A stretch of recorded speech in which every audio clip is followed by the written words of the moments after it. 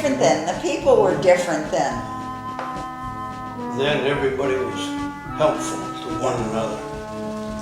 We all knew each other, or you knew the family, the name. I think a lot of it is a lot of the people that really helped with this bicentennial were the Finnish people of Hubbardston, and they were very, very giving. And most of them have unfortunately passed away. There's very few of them left.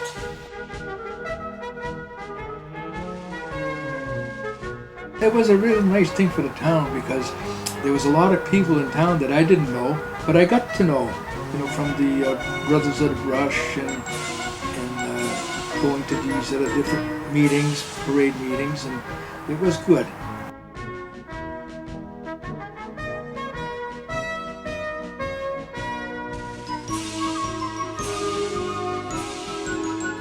The guys that we went down Peaceful Lake with the Boston Shriners that were getting dressed up for the parade. They're all dead now, Huckler and any others. But we had there was a wonderful parade that year. Oh yes. Well, the selectmen appointed myself and 4 other people to be the steering committee to see if we could put on a bicentennial celebration. And we met the first time January 13th, 1965 at Mrs. Norberg's house. She was the chairman. And from then on, we kind of decided what we would like to do, and decided that 5 people could not do it. So we picked a ball committee, a parade committee, a ways and means committee, so forth and so on, different committees. And then those chairmen picked their friends, people volunteered, they took over. And by the time we got through, there was like 100 people putting on this bicentennial. It was quite a feat. All the events we did, we were so busy. We got, I think it was $1,200 from the selectmen to put this on. That was paid back with more money given to the town coffers. And, we put on fireworks, we put on that enormous parade, 3-hour parade, and all kinds of different things. I, for one person, am glad this happened during my lifetime. I do not think this will ever happen again in the town. We had 12 to 1,500 people, I believe, at that time. Everybody pitched in, everyone helped. We had suppers, we had fin hawks, we raised money any way we could, and we did. The fire department just pitched in, the police department, the historic society. Everybody was just willing, and we all had a super time. I had to stay up at the beginning to get every unit going at the right time in the parade. And there were a lot of people, and even at the end of the parade, even though it rained during the parade, just about everybody was still there. It was amazing. I think it was because the parade really was a good one. And I had got a lot of the units for the parade by going to Westboro, to their 250th parade. A lot of ideas from them. At one point, we were backed up very badly, and I'm sure it was because of the rain, and units kept coming down wanting to get into the parade, but the parade that was already on its way was very, very slow.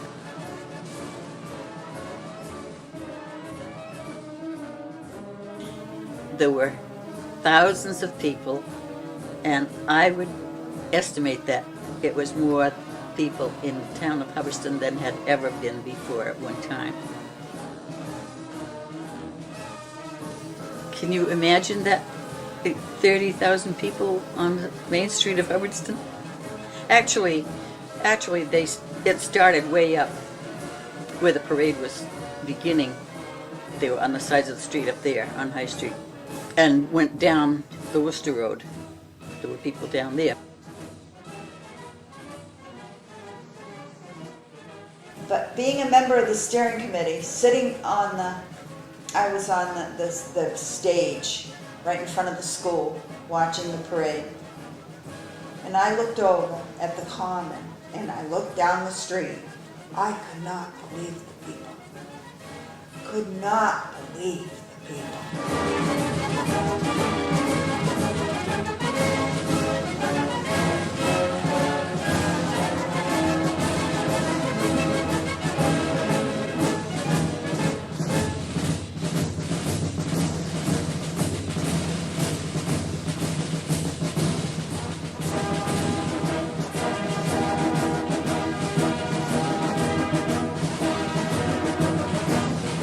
I felt that the floats were very, very well done. There were none that I was ashamed of. I was proud of that parade.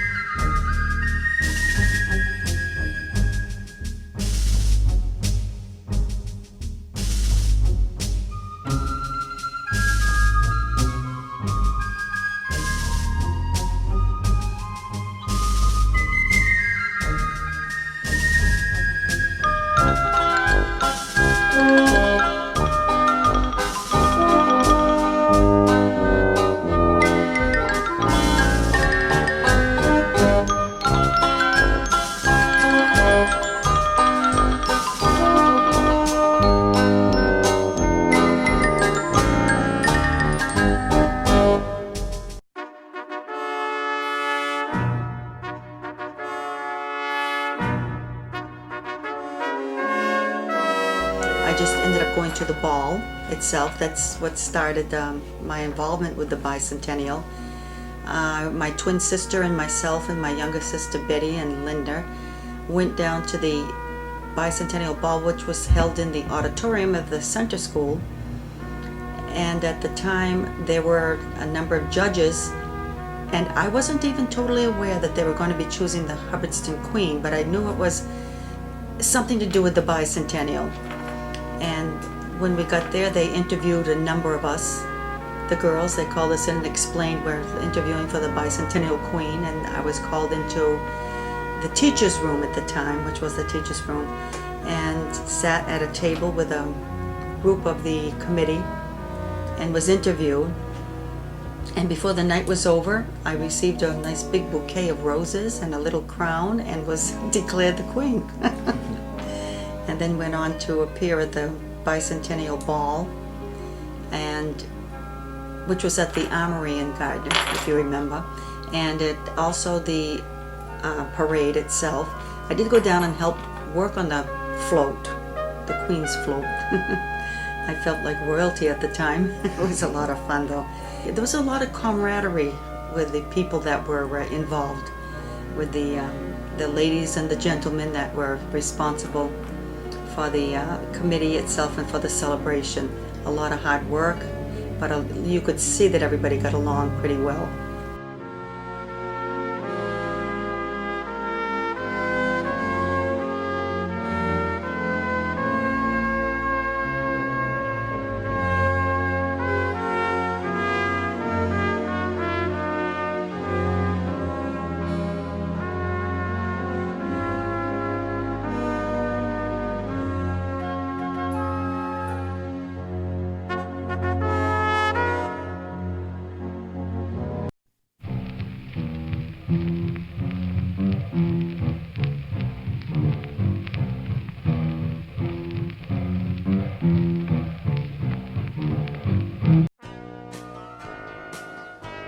And I made the gowns for all the children and myself and Lewis's band there and vest and everything. And we put the children on the float. And the youngest one was Robert, he was only 4. So we put him on top of the pig. And the others were all scattered around and throwing candy and pencils. And the reason why we had to put that around there was because we didn't want the kids to fall off the float. But it came out real nice. It came out real nice. My wife Ann put a lot of time, you know, putting in the buntings and decorating, make the sign for the back of the float.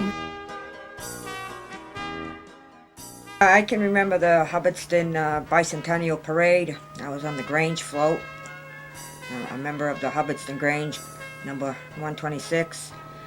The float, I was sitting on the end along with Diane, who now was Fox from Fox Farm, and Susan Scott and her brother. And we had a cow, some chickens. Black boy from Boston, and he come up to me, and the chicken was just laying an egg, and so I let him have the egg, and he was thrilled to have a warm egg from a chicken. Now you're looking at Martha Simra, who was president of the Bicentennial Bells, and she is standing on top of a Volkswagen, which they had covered with a big skirt, and that's how that was created. It's amazing how we come up with these different things.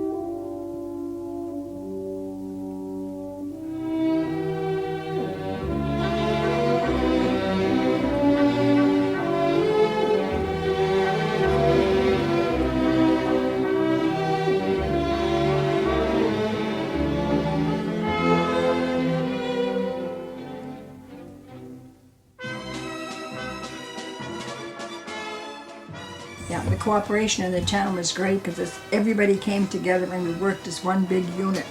And I think just about every family in town was involved in this in one way or another, either the Bells or the Brothers of the Brush. And then we had a huge, huge dance, Bicentennial Ball, at the Armory in Gardner. And that was filled to capacity. And I think we had the Queen of the Court and everyone there. I think that's when she was coronated, so to speak. We put on a dance to raise money for the parade. And that was fun, something we had never done. That was in the Armory in Gardner.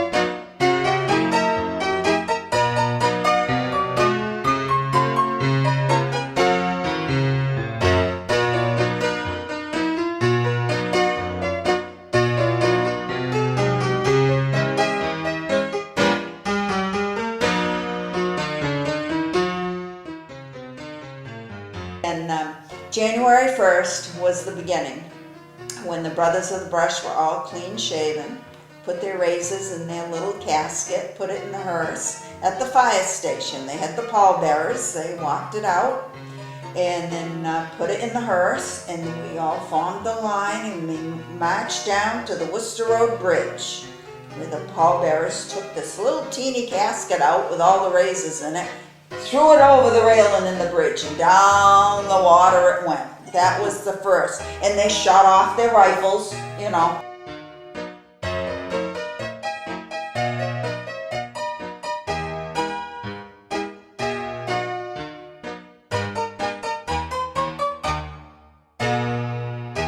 The winners in the beard judging contest, from left to right, are Alfred Doan, Frank Prentice, Lester White, and Charles Wilbur. They had the kangaroo court and they had the highway robbery. They would stop cars, and they would collect money for the bicentennial, the Brothers of the Brush. And then sometimes people didn't pay, or people from town or something, and they would say, okay. Then they'd call a couple of the cops, Stone cops, that's what it was. And they'd grab the guys out of the car and they'd lock them up in jail. And of course the Brush are running the stocks and everything. And Virginia said to me, look in the cruiser over there, that police officer's clean shaven. I said, well, what do you think we're going to do about that? She said, let's go see his permit. So we went over. Patrolman did not have the permit to be clean shaven. He couldn't come up with it, so we got him out of the cruiser and brought him over before the judge, and he was thrown in the stocks. And I have a picture of Alan Glancy, who was the police officer, in the stocks.